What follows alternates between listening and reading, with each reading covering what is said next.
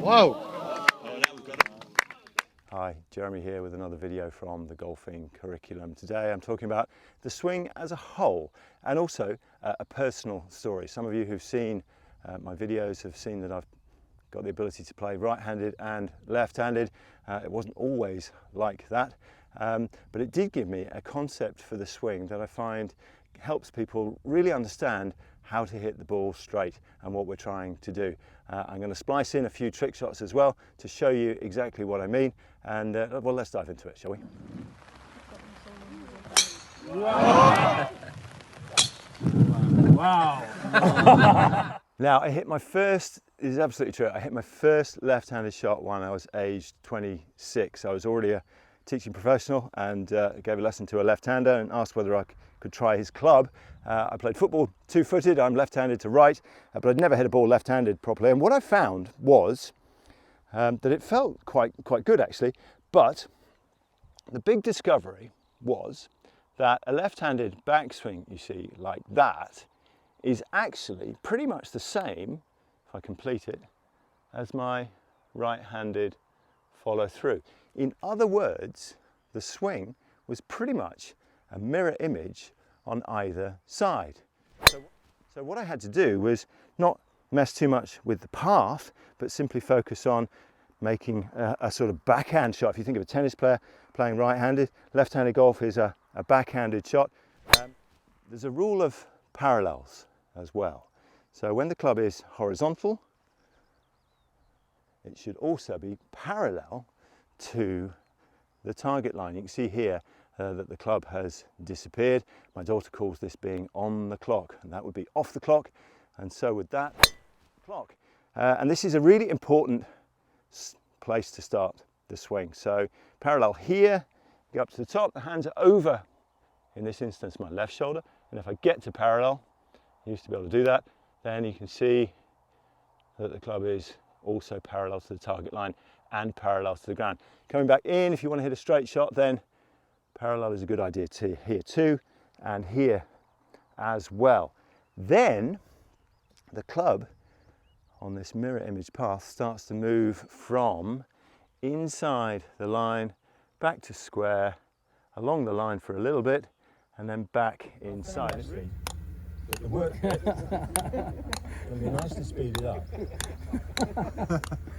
by getting rid of that range bucket inside. And it really doesn't matter what plane you're swinging on, whether you're playing a baseball shot like the ones I'll show you in the video off the high tees.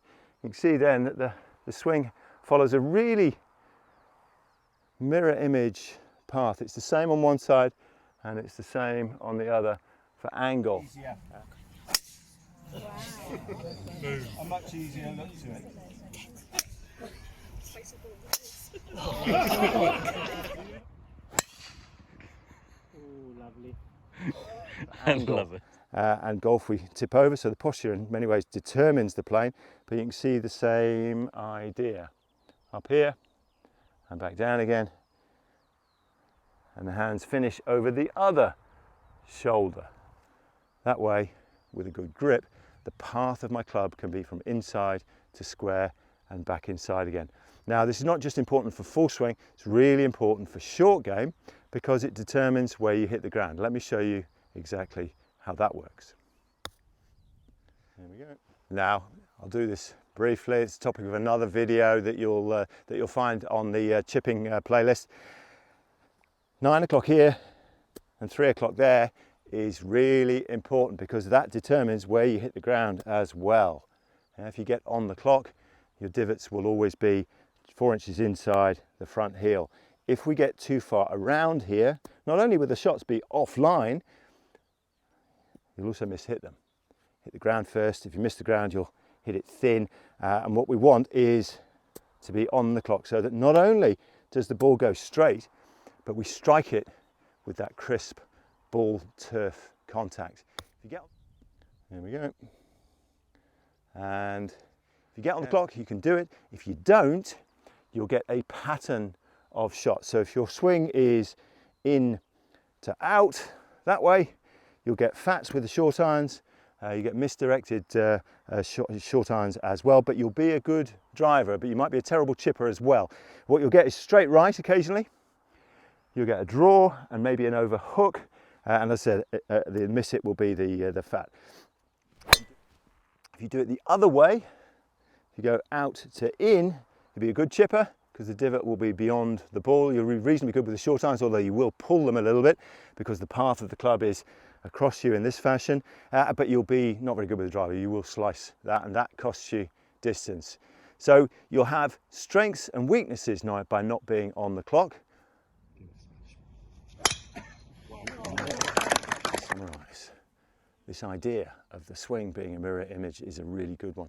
The very first tournament where I made the cut as a left-handed golfer, my swing thought was, well, I tried to get, it's absolutely true, I just tried to get to my right-handed backswing position in the follow-through. So I take the club away and I go right-handed backswing. And if you want to try left-handed, that is a really good place to start as well. So a slightly unusual video, but one that gives you an idea for the whole swing and not just little parts of it. I think that's a really great place to start for some people. Hope you enjoyed it. Like and subscribe if you did, and let me know if trick shots are your thing, and I'll put more into my instructional videos as well. Again, thank you for watching. See you next time for another shot on the golfing curriculum.